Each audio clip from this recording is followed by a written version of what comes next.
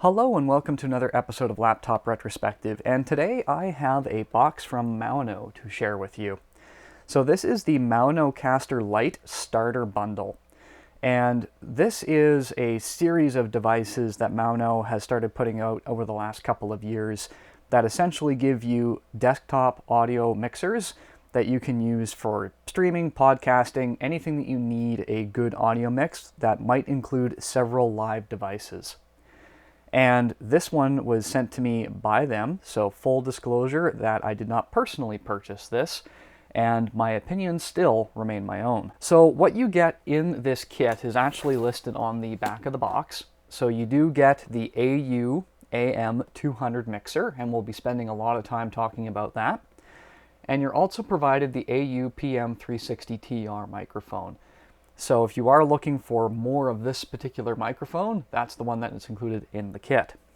Before we get talking about the specs and everything else, let's go ahead and unbox the bundle and see what we get inside. Inside we are greeted with a user manual, which is color in some sections, which is excellent. Goes through the controls and is in several languages. We'll look at that in just a moment. We do have a letter here, which is neat. I'll read that later. And then we have essentially a quick setup guide, which involves instructions on how to set up or plug in everything, which is really, really cool. If you need to use this in a hurry, you have all the instructions you need for 3 setups: gaming and education, computer and mobile streaming, and then music recording. Removing the top layer of foam gives us the Maonocaster Lite, and it is physically quite light. Removing the next layer of foam is our accessories. So we have the microphone that is included in the kit with its stand, and that is an XLR microphone, which is important to note. We have the USB cable here, so we'll just unbox that right away. And this is a USB Type-C to USB Type-A, which will be important. And there's a note on here that tells us exactly that. And we also have a mobile device adapter. So this is for plugging it in to, I guess, phones. With those adapters unpacked, we'll move on to the audio cable box. And this is just your standard 3.5 by 3.5 millimeter, and I believe it's a TRRS, and we've got 2 of them. We have a little foamy here that's suffered a bit in the packaging for our microphone. And then last but not least, we have our XLR to 3.5 millimeter cable. So let's clear off the desk and see what we have. So this is everything that you get in the kit: the quick start guide, user manual, the actual device itself, a microphone, the cable to plug in the microphone, 2 3.5 millimeter male-to-male cords, USB-A to USB-C, and then a mobile device adapter, which is designed to help you plug this into your smartphone. And there's a note here that it will not draw power from the smartphone. It will use the internal battery that is on the inside of this. Let's go ahead and talk about this because it is really the star of the show. And where I want to really focus is on the back, because this is going to dictate whether or not this device is useful for you. So here are the list of inputs that we have. We have a power button, we have an illumination button, we have the USB Type-C connection for going out to the computer, exporting that audio. We have 3 essentially podcast outputs, so you can output the audio from this to 3 different devices here. There's a general output, which could be used for monitors, headphones, anything else that you essentially need to output the audio. You can have music input directly into here. This is designated for a headset, and then these are the 2 microphone inputs. On the front, we can see a series of controls. One, of course, is for microphone input, some general mixing for low, medium, highs, as well as the record volume going out. We have a volume knob for music, which would be pretty handy if you're trying to fade in and out introductions to songs. We have a series of effects that are located here, and as well as a series of pre-programmed buttons, and I believe buttons that can be programmed by you as well at the bottom. We do have a slider for the monitor output, as well as an echo effect over here. So as you can see, many features are included in this, and it is at a price point. So there are a couple of controls that are being combined here that will not be acceptable for everyone. However, if you're looking at what you're paying for this device and what you're getting in the box, there is of course going to be some trade-offs. They do have some more advanced models that will have more specific features, but again, they're going for a very specific market with this, and it will be very suitable to those people in that price range. The next step that I'm going to do is to actually set this up using a variety of different methods. Now, my camera that's filming this right now has audio going into it and monitoring with 3.5mm headphone jacks. So I might actually try and pass the audio through this and back to the camera and see what we can learn. I'm also going to attempt to have it set up to record to a computer at the same time, just to double check on the quality. So I'll be right back with you. All right, so this is the entire setup assembled, and I'm testing it right now. A couple of initial things that I found is that the microphone that's included in the kit right here is, well, it's not very sensitive in the sense that I have the microphone maxed out on this volume knob, and then to the computer, I also have it essentially maxed out to the export volume. And that's to make sure that even though I'm about 12 inches away from the microphone, that you're still able to pick me up and hear me clearly. Obviously, if I move much, much closer, say about, I would say maybe 2 or 3 inches away, then this is what it's going to sound like. And in most podcasting scenarios, you do want that microphone pretty close, but not every setup may allow for it. So just keep that in mind that the default microphone might provide some challenges depending on your physical setup. So let's take a look at some of the other things that we have going on here in terms of the controls.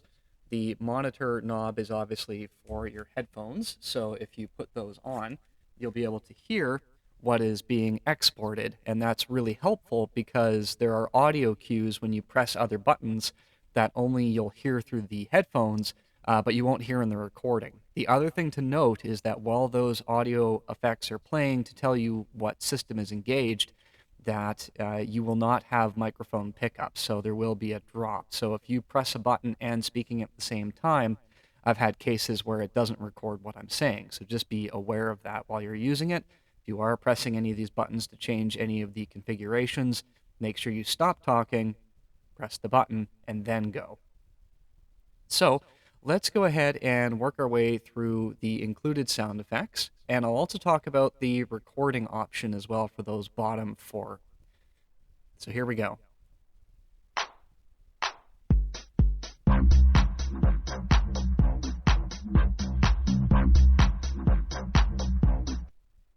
Anyway, there is an abrupt cutoff there, so take that as you will.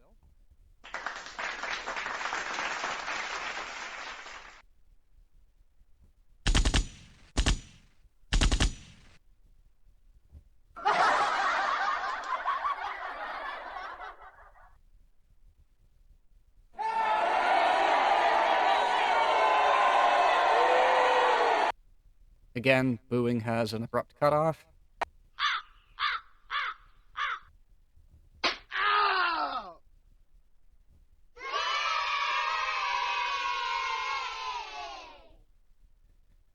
So these are okay. Some of them, again, do have abrupt cutoffs. It would have been nice to have these essentially all programmable. In my dream machine, I would just have like folders I could drag and drop files into, but that's obviously a lot more tech than this thing at its price point could really offer. Now, when it comes down to the pre-recorded ones, you do have to hit the loop back button, press and hold until the button is flashing, and then you have about 20 seconds to record any audio. Now, one thing I did experience is when I recorded audio to these buttons, it was significantly quieter than the source. So what I mean by that is I actually recorded a piece of music to this button here, and I have it set to the exact same settings as you see now. And when I play the music, it's much louder just playing the music normally than in the pre-configured button, and I'm not 100% sure why that is the case. So if I do press this button,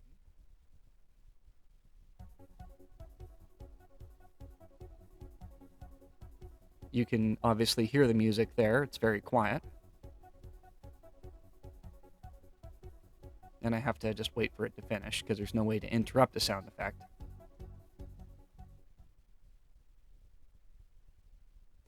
Now, if we compare that to the music that I have going into the system right now at the same volume, this is what it sounds like.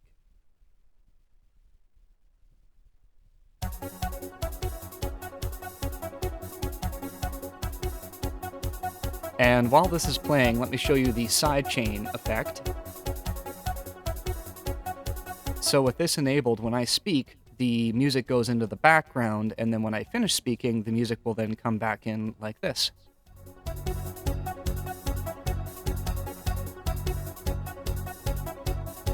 So obviously this can be used for all sorts of dramatic effects while you're talking in an opening, and then want the music to come back in while you pause, like so.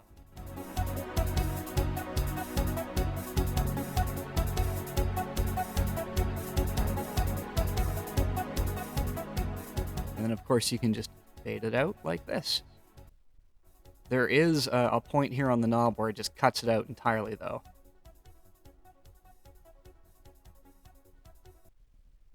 So it's not a perfect fade all the way down, but it's pretty good.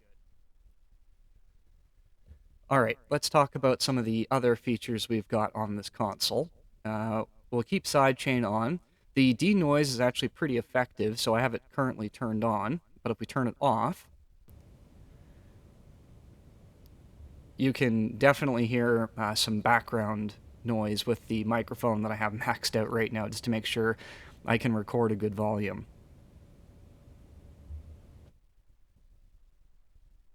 So as you can see, the noise canceling, very, very handy, because there is some ambient background noise going on here. Now let's talk about the pitch control, which is how you can change your voice. And I'm laughing because I've already done this in a previous take, and the results were, well, I'll just get you to listen. So this is a female voice. Yeah, it's interesting. Definitely not something I see myself using, but could be fun in the right situations and circumstances.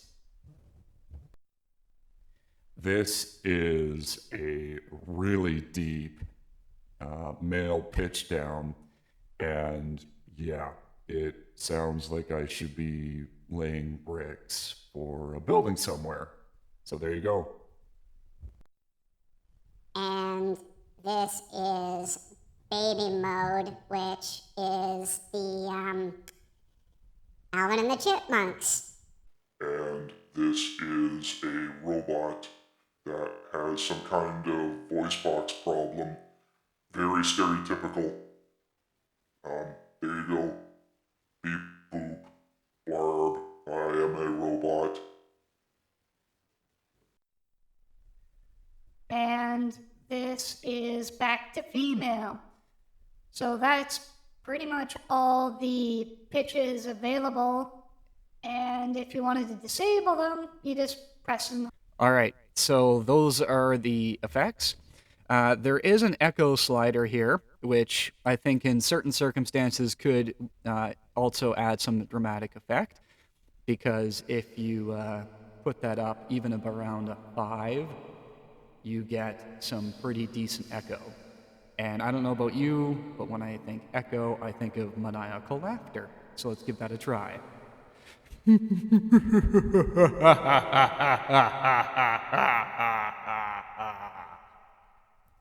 mean, if you need maniacal laughter, that's pretty much what you'd use it for right there. All right, other things to note is that we do have a essentially a key or a pitch shifter here, and I'll totally admit, if it has anything to do with music and keys, that's a little bit outside of my element, but it is a function that you have there.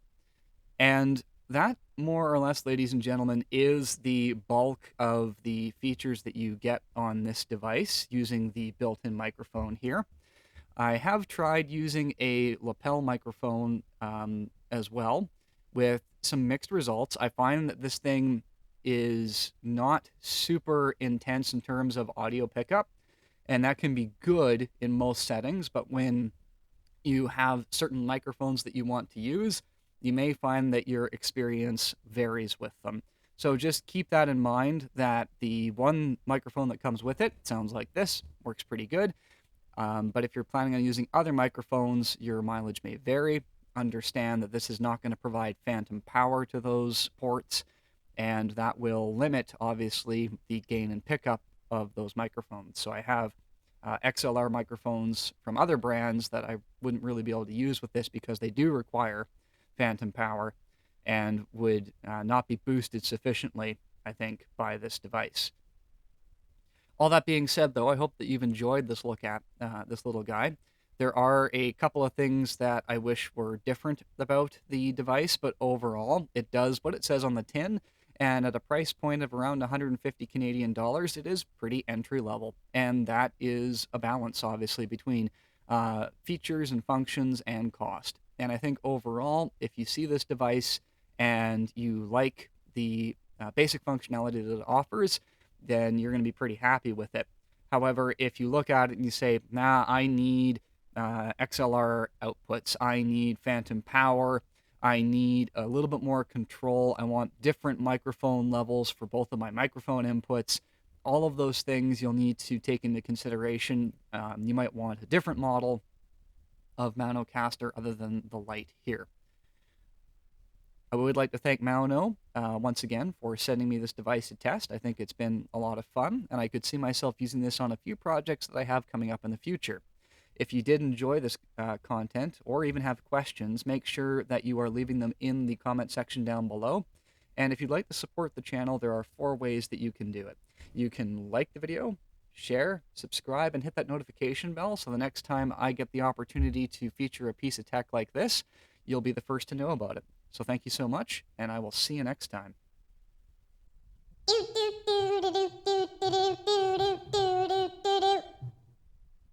Now you'll never get that out of